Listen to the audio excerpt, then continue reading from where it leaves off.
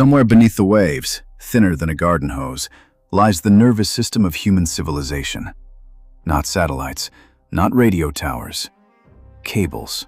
Physical cables, no thicker than a man's arm, running across the ocean floor, carrying more than 95% of all international internet traffic on Earth.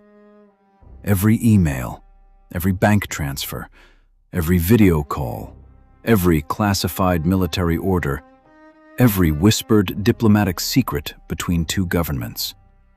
All of it runs through thin strands of glass buried in mud at depths where sunlight has never once reached.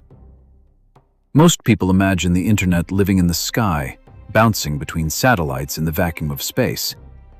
It doesn't. It lives on the seabed, in silence, in darkness, in pressure that would crush a submarine. And whoever controls that seabed controls the bloodstream of the modern world, its economy, its militaries, its intelligence, its ability to function at all. This is the story of the cables nobody talks about. The infrastructure so critical that entire nations could go blind without it, and the silent, largely invisible struggle now unfolding over who gets to build them, who gets to protect them, and who gets to cut them. The idea is far older than the internet itself. In 1858, engineers laid the first transatlantic telegraph cable linking Ireland to Newfoundland across nearly 4,000 kilometers of open ocean. It worked for barely 3 weeks before it failed completely. But it proved something the world could not unlearn. The ocean was no longer a wall separating continents. It was a channel waiting to be wired. The British Empire understood this faster than anyone. By the early 20th century, London had built what became known as the All-Red Line, a network of telegraph cables connecting every major British colony, deliberately routed so that a message from London to India or London to Australia never had to pass through a rival power's territory. Communication was empire. Whoever controlled the wire controlled the message. Telegraph gave way to telephone. Telephone gave way to fiber optics. In the 1980s, the first fiber optic submarine cables began stitching continents together with pulses of laser light instead of electrical current, racing through hair-thin glass strands at nearly the speed of light itself. Bandwidth exploded. The modern internet was born on the ocean floor before most people even owned a computer. Today, more than 500 submarine cables are in active operation, stretching across roughly 1.5 million kilometers of seabed, enough wire to circle the entire planet almost 40 times over. And for the vast majority of human beings using the internet at this very moment, not one of them knows it. For most of the modern era, this infrastructure was built and dominated by a small circle of nations and corporations, rooted almost entirely in the West. American company Subcom, French-owned Alcatel Submarine Networks, and Japan's NEC Corporation became the primary architects of the planet's digital backbone, laying cable after cable across every ocean on Earth. This was never purely commercial. It was strategic from the very beginning. Whoever builds the cable can, in theory, decide what flows through it and who is permitted to listen. Documents made public more than a decade ago revealed that intelligence agencies had tapped directly into submarine cable landing stations, extracting staggering volumes of global communications before they were ever encrypted at their final destination. The ocean floor was never just infrastructure.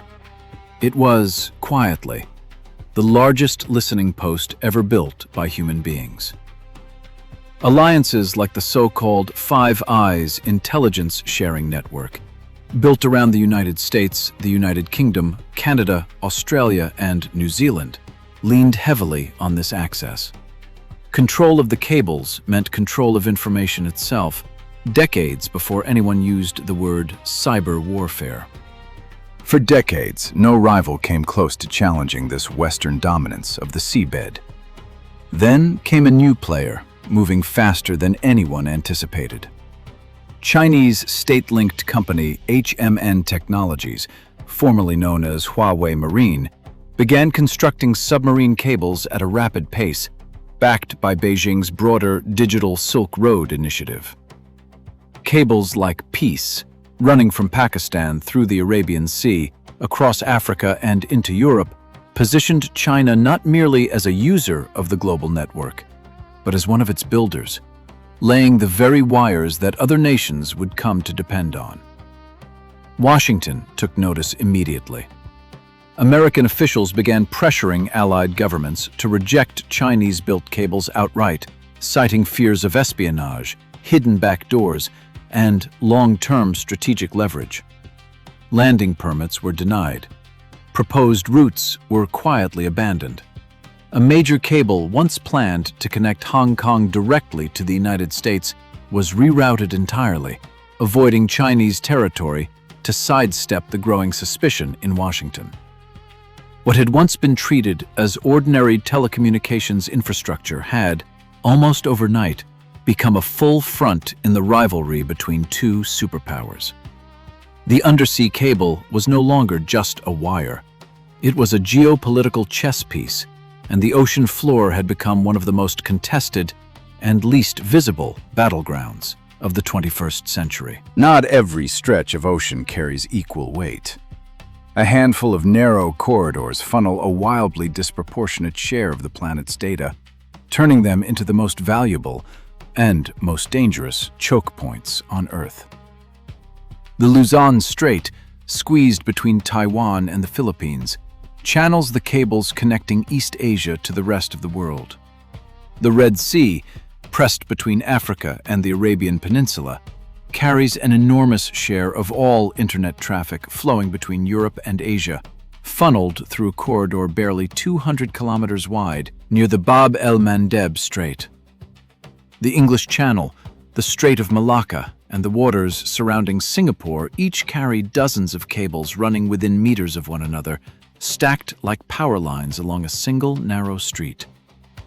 In these corridors, geography becomes destiny. Cut the right cable in the right strait at the right moment, and an entire region, sometimes an entire continent, can lose its connection to the outside world almost instantly. Cables are damaged far more often than most people realize, usually by fishing trawlers dragging nets or ships dropping anchor carelessly across the seabed. For decades, these were treated as routine accidents, repaired quietly by specialized cable repair ships and forgotten within days. But in recent years, a very different pattern has begun to emerge, one that looks far less like accident and far more like intent. In the Red Sea, multiple cables were severed within a short span of time, disrupting internet connectivity across parts of Africa, the Middle East, and Asia. The precise cause remains disputed to this day, but the timing, during a period of open conflict and repeated attacks on commercial shipping in the same waters, raised questions that no government has fully answered.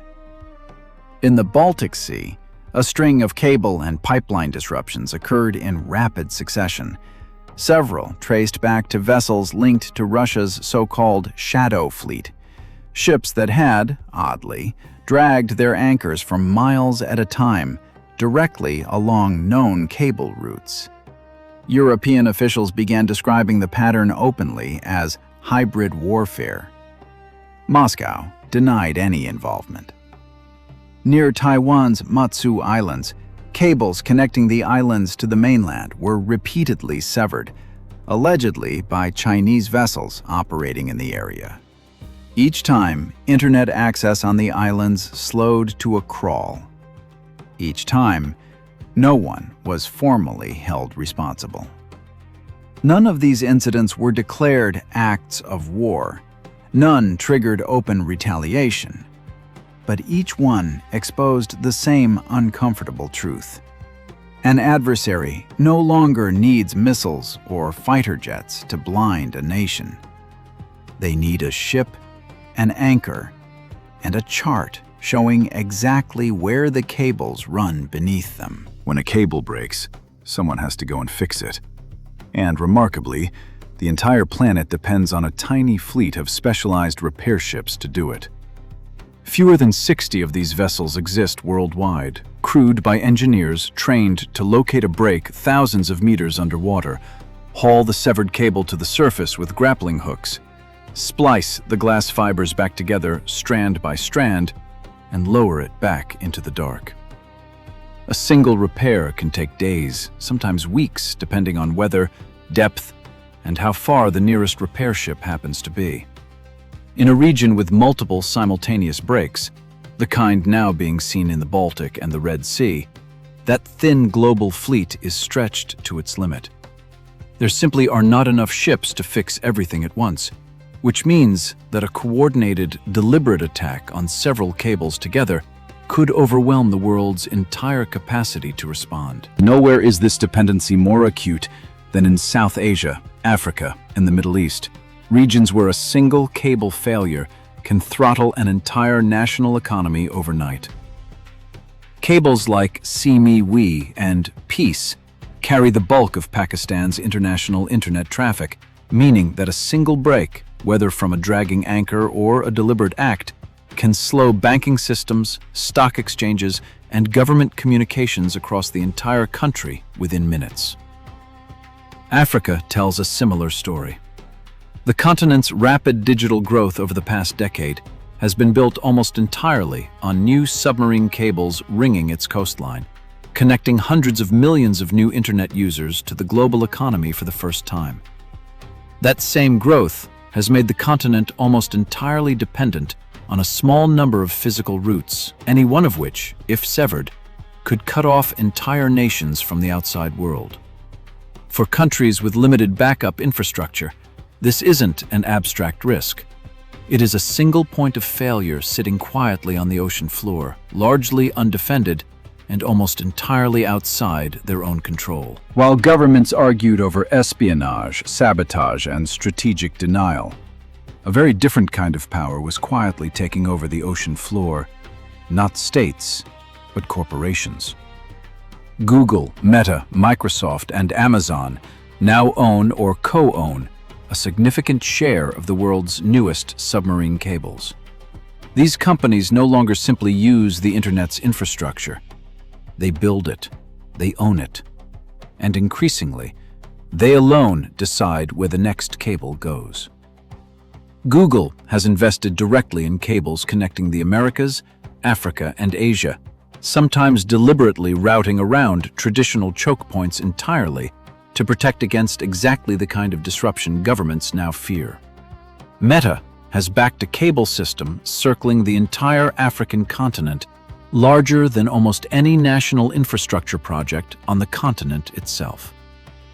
What began as public infrastructure, built by nation-states in the name of national interest, is steadily becoming private infrastructure, built by corporations in the name of corporate interest. This raises a question few governments are prepared to answer honestly.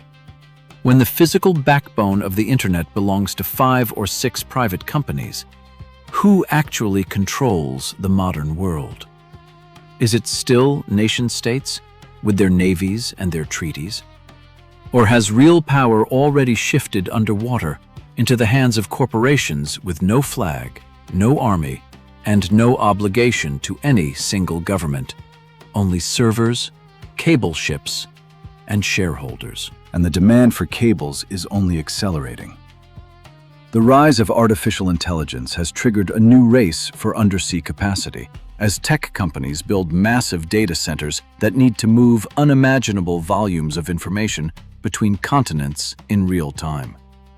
Training a single large AI model can require shuttling more data across the ocean floor in a month than an entire country might have used in a year just a decade ago.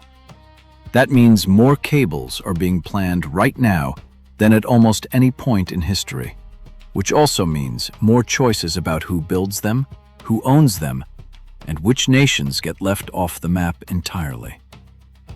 The next generation of undersea cables won't just carry emails and video calls. They will carry the raw material of artificial intelligence itself, making control of the seabed more valuable than it has ever been. Every great power in history has fought over chokepoints. Straits, canals, mountain passes, fortified ports. The battlefield has simply moved. Today it lies beneath the waves, in total darkness, where a single ship dragging an anchor can do more lasting damage to a nation than an air raid. No Navy patrols every mile of cable. No treaty fully protects them. They sit exposed on the open seabed, defended largely by the assumption that no one would dare cut them deliberately, an assumption already being tested again and again, from the Baltic to the Red Sea to the waters off Taiwan. The next great conflict may not begin with a missile launch or a border crossing. It may begin quietly, thousands of meters underwater, when a cable simply stops transmitting. And by the time anyone notices, a country could already be blind, cut off from the very network it depends on to function, to communicate, to survive. Where every conflict has a cause, every border has a cost, and every war leaves something behind.